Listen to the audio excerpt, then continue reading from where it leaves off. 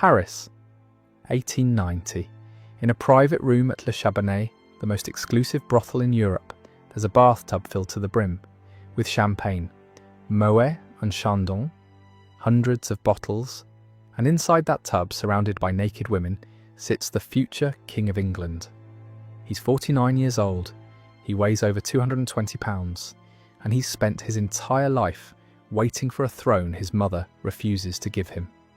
His name is Edward, Prince of Wales, and while Queen Victoria rules the largest empire in human history, her eldest son has built an empire of his own, an empire of pleasure.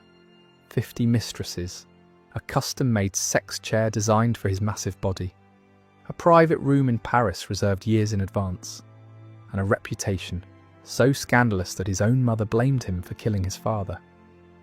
But here's what history books won't tell you. Edward wasn't just a playboy. He was a man who spent 59 years being told he was worthless, weak, a disappointment, a man whose mother publicly called him the source of all my grief. And here's where this story gets strange. Because one of his mistresses, a woman named Alice Keppel, is the great-great-grandmother of Camilla, the current Queen of England, which means today's British royal family is directly connected to the most famous brothel in Paris. But that comes later. First, you need to understand how a 19-year-old virgin prince became the most scandalous man in Europe. And it all started with an Irish actress, one night in a military barracks, and a decision that killed his father. This is the private life of King Edward VII, the king who turned rejection into a lifestyle and pleasure into an art form. Before we dive in, if you love the dark secrets behind royal history, smash that like button and subscribe. It only takes a second and it helps this channel grow. Now let's start at the beginning. November 9th, 1841, Buckingham Palace. A baby is born in the most luxurious room in England, the first son of Queen Victoria and Prince Albert, the heir to the most powerful throne in the world. They name him Albert Edward, Bertie to the family, and from the moment he opens his eyes, his parents are already disappointed. You have to understand something about Victoria and Albert. They were obsessive, controlling. They believed they could engineer the perfect monarch, like designing a machine. They had a plan, a system, a detailed vision of exactly what the future king should be. By age 7, Bertie had a brutal education program, 6 days a week. Latin, French, German, history, mathematics, science, philosophy, economics. Tutors who reported every single mistake directly to his parents. Every failure documented, every weakness analysed, every moment of distraction recorded and punished. The problem was simple. Bertie wasn't a genius. He wasn't brilliant like his father. He wasn't disciplined like his mother. He was ordinary. And in the British royal family, ordinary was unacceptable. Ordinary was an insult. His older sister Victoria absorbed knowledge like a sponge. 5 languages before age 12. She memorised dates, treaties, genealogies. She was everything their parents wanted. But Bertie struggled with basic Latin. He got distracted looking out windows, got bored after 10 minutes, preferred talking to servants, to gardeners, to anyone who wouldn't judge him. His tutors wrote devastating reports. One described the young prince as incapable of concentrating for more than 10 minutes and prone to fits of rage when corrected. Another wrote that the prince had an ordinary mind in a body destined to be extraordinary. What none of them understood was that Bertie had other talents, talents that didn't appear on any exam, talents his parents were incapable of seeing. Prime Minister Benjamin Disraeli, after meeting him, described Bertie as informed, intelligent, and of sweet manner. Bertie could walk into a room full of strangers and make everyone feel comfortable within minutes. He remembered names, faces, personal details. He knew exactly what to say and when to say it. He could read people like others read books. He was a social genius in a family that only valued academics, but his parents didn't see it that way. For them, charm was superficial. Likeability was irrelevant. What mattered was intellect, discipline, morality. For Victoria, Bertie was a walking embarrassment. She constantly compared him to Albert, her perfect husband. In private letters, she wrote that Bertie caused her constant anguish and that looking at him gave her a chill. This wasn't disappointment, it was contempt. Pure, cold contempt. Imagine growing up like that. Being the heir to the greatest empire in the world, surrounded by luxury, by servants, by everything money can buy, and knowing your own parents consider you a failure. That your mother can't look at you without feeling disgust, that you'll never be enough. So when he turned 19 and his parents shipped him off to Ireland to discipline himself with the British Army, Bertie was ready to rebel, ready to do something that wasn't part of his parents' plan. And the rebellion came in the form of an Irish actress named Nellie Clifton. Curragh Camp Island, summer of 1861. Bertie is 19 years old, he's a virgin, and his fellow officers know it. In the 19th century British Army, this was almost a scandal. A 19-year-old prince, heir to the throne, who had never been with a woman. It was cause for mockery, for laughter in the barracks, for jokes behind his back. His fellow officers decided this was unacceptable. The future king couldn't be an inexperienced virgin, so they arranged a gift, a surprise, an initiation. One night in August, after lights out and the superior officers had gone to sleep, a woman was smuggled into the barracks. They brought her through a back door, covered with a dark cloak. Her name was Nellie Clifton. Actress, dancer, beautiful, experienced in the art of pleasing men. They brought her directly to the prince's room. What happened that night changed Bertie forever. He didn't just discover sex, he discovered something more powerful. He discovered freedom. For the first time in 19 years, he did something his parents hadn't planned, supervised or approved, something completely his own, something forbidden, and he loved it. Nellie came back several more nights. The affair continued for weeks. Bertie was obsessed, not just with Nellie, but with the feeling of control over his own life. The problem was that in Victorian England, secrets didn't last long, especially secrets belonging to a prince. Someone talked, a servant, an officer, a jealous companion, no one knows who. But the rumour began to circulate, first in whispers, then in letters, and eventually it reached London. And from London, it reached the ears of the person who should never have found out, Prince Albert. When Albert read the letter confirming his son's affair with a theatre actress, with a woman of dubious reputation, something inside him broke. For Albert, this was more than a sexual scandal. It was the destruction of everything he'd worked to build. 20 years of careful education, of meticulous plans, of dreams of a perfect heir, all destroyed by one night with a prostitute. Albert made a decision. He would travel to Cambridge, where Bertie had returned to study, and confront him personally, face to face, father to son. It was November, cold, raining endlessly. Albert was already sick. He'd had fever, stomach pains, insomnia, exhaustion for weeks. His doctors begged him not to travel, to wait, to recover first. But Albert didn't listen. His duty as a father was more important than his health. Father and son walked together through the Cambridge gardens in the freezing rain. For hours, Albert shouted, humiliated him, told him exactly what he thought of him. Every word was a blow, every sentence a condemnation.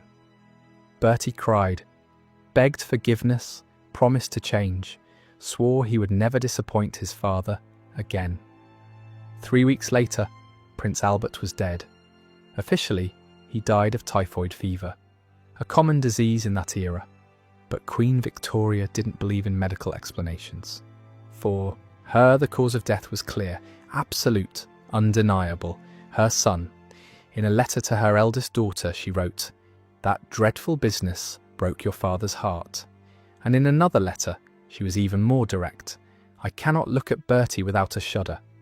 The 19-year-old prince now carried something worse than his parents' rejection. Worse than disappointment, worse than contempt. He carried his father's death. Victoria made an immediate decision. If she couldn't fix her son, if she couldn't change what he was, she could at least control him, contain him, watch him. She would marry him off, quickly, to someone who could keep him under control. And she already had the perfect candidate. Alexandra of Denmark was 18 when she met Bertie. Beautiful, elegant, blue eyes and a genuine smile, and completely innocent of what awaited her. Victoria had chosen well. Alexandra came from a minor royal family, without the power to make demands. She was sweet, obedient, and naive enough not to ask uncomfortable questions. They married in March 1863. Bertie was 21. The ironic thing is that Bertie genuinely came to love Alexandra. She gave him something he'd never had from his family. Unconditional acceptance. She didn't judge him, didn't compare him to his dead father, just loved him. They had 6 children together. 5 survived infancy. But love wasn't enough for Bertie. It never would be. Because while Alexandra built a home and raised children, Bertie was building something else entirely. A network of mistresses spanning all of Europe. A parallel life made of hotel rooms, secret apartments, and clandestine encounters. Actresses, countesses, aristocrats' wives, opera singers, professional courtesans. No one was beyond his reach. And Alexandra? Alexandra simply looked the other way. Why? Because she had no choice. It was the 19th century. He was the Prince of Wales, and she'd been raised to obey, not question. Divorce was unthinkable, scandal worse than unhappiness. But here's the truly strange part of this story. Victoria hated her son, blamed him for killing her husband, yet she refused to give him any real responsibility, any power, any purpose. For 59 years, Bertie was heir to the throne. Almost 6 decades of waiting. No access to state documents, no voice in political decisions, nothing to do except exist. Victoria ruled until age 81, and the entire time she kept her son away from anything important, as punishment, as eternal revenge for Albert's death. What do you do when you're the most privileged man in the world but have no purpose? When you have all the money and 0 responsibility? Bertie found his answer in Paris. Paris in the 1880s was the world capital of sin. While London was grey and repressed, Paris was colour, freedom and excess. And nowhere in Paris represented that better than Le Chabanais. Located at 12 Rue Chabanais, it was the most luxurious brothel in the world. Not a simple whorehouse, a palace of pleasure. Each room had a different theme, decorated with obsessive detail. Japanese, Egyptian, medieval, Pompeian, Hindu, and one room was permanently reserved for only one client, the Prince of Wales. Bertie paid a fortune for that room, thousands of francs yearly, just for the right that no one else could use it. Red velvet walls, mirrors on the ceiling, and a copper bathtub shaped like a sphinx. That bathtub was filled with champagne every time Bertie visited. Not hot water with bubbles, real champagne, hundreds of bottles, an absurd, obscene waste. But Bertie didn't care about the cost. He cared about the experience, the sensation, the absolute excess. But there was a problem that even money couldn't easily solve. Over the years, Bertie had gained weight. A lot of weight. His food excesses were as legendary as his excesses with women. A typical breakfast included eggs, bacon, smoked fish, roast chicken, and steak. That was just breakfast. Lunch had 8 courses, dinner had 12, and between meals there was tea with cakes, tarts, sandwiches, and meat pies. At the opera, he demanded hour-long intermissions so he could eat cold trout and pastries in his private box. By the time he turned 50, Bertie weighed over 220 pounds. His waist measured over 48 inches. And this created a very specific logistical problem, a problem that directly affected his favourite activities at Le Chabanais. To put it simply, his weight made traditional sex difficult. So Bertie did what any prince with unlimited resources and 0 shame would do. He commissioned a custom solution. In 1890, he contacted Louis Soubrier, the best erotic furniture maker in Paris. He explained his problem, described what he needed, and asked him to create something never made before. A love chair, a siège d'amour. Soubrier worked for months on the design. The result was ingenious. The chair allowed Bertie to recline comfortably, while his weight was fully supported by the bronze and velvet structure. It had padded armrests, adjustable stirrups, and a curved shape that allowed access from multiple angles. But here's the detail that elevated this chair from curiosity to legend. It was designed for more than 2 people. We don't know exactly how it worked. Historical records are deliberately vague. But rumours from the time suggested Bertie could be with 2 or even 3 women simultaneously, thanks to that device. The chair remained in his private room at Le Chabanais for years, his secret throne, his personal invention. Today, that chair is in the Museum of Eroticism in Paris. You can go see it, touch it, wonder exactly how it worked. Now I have a question for you. If you had unlimited money, unlimited power, and 0 responsibilities for 59 years, what would you do? Would you become like Bertie, or would you do something completely different? Let me know in the comments. I'm genuinely curious what you think. But Le Chabanais and the chair were just the stage. The real protagonists of this story were the women who passed through his life. Lily Langtry was the first one who truly mattered. An actress from the island of Jersey. Red hair, eyes that changed from green to blue depending on the light. Absolutely magnetic. When Bertie met her at a dinner in 1877, he became instantly obsessed. For 3 years they were inseparable. Bertie took her everywhere, bought her a house, financed her theatrical career. The affair was so public that even Alexandra knew. All of London knew. But then Lily got pregnant, and the child probably wasn't Bertie's. The romance ended. Lily moved on. So did Bertie. There was always another woman waiting. After Lily came Daisy Brooke, married to Lord Brooke. Beautiful, bold, and absolutely indiscreet. Their affair lasted 9 years. But Daisy talked too much, wrote compromising letters, created unnecessary scandals. Bertie learned an important lesson. He needed someone smarter, more discreet, more useful. He found her in 1898. Her name was Alice Keppel. Alice was 29 when she met Bertie. He was 56. The age difference was absurd, almost 30 years. But Alice wasn't an ordinary woman. She was brilliant, strategic, politically astute. She understood that her role wasn't just to satisfy the prince in bed. Her role was to be useful, indispensable, irreplaceable, and she was. Alice became much more than a mistress. She was confidant, advisor, intermediary. When ministers needed to communicate something delicate to the prince, they told Alice. When Bertie was furious about some political decision, Alice calmed him. In exchange, Bertie didn't pay her directly. That would be vulgar. Instead, he gave her shares in an expanding rubber company. A gift that seemed innocent, but made her extraordinarily wealthy. Alice stayed with Bertie until the end. 12 years of stable relationship. When Bertie was dying in May 1910, when doctors said there was no hope, Alexandra did something extraordinary. She allowed Alice into the room. Think about that. The legitimate wife allowing the mistress to say goodbye to her dying husband after decades of silent humiliation. Alice took Bertie's hand, cried, whispered something no one else heard. And when he died, Alice cried so loudly, so uncontrollably, that they had to remove her from the room. Her screams echoed through the entire palace. Now here's the twist that connects this story to the present. Alice Keppel had a daughter named Sonia. Sonia had a daughter named Rosalind.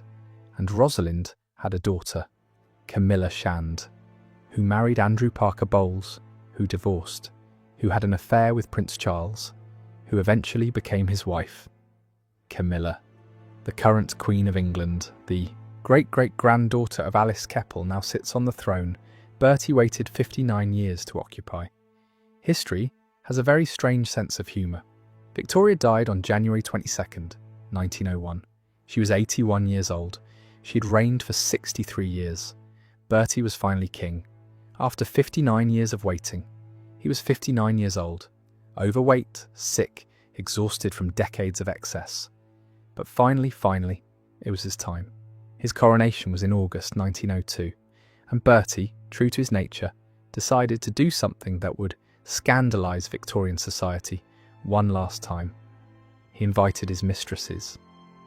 In Westminster Abbey, during the most sacred ceremony of the British monarchy, there was a special box, separate, discreet but visible. Courtiers called it in whispers, the King's loose box. Several of his ex-mistresses sat there, watching while Bertie was crowned King of England. Like living trophies of a life dedicated to pleasure.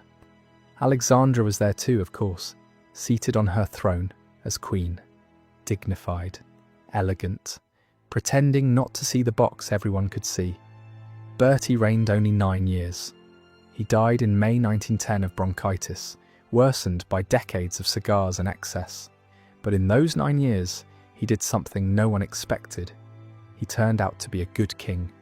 All that charm his parents despised, that social ability they considered superficial. Bertie used it for diplomacy. He travelled across Europe like no British monarch had before, built alliances, smoothed tensions that had existed for generations.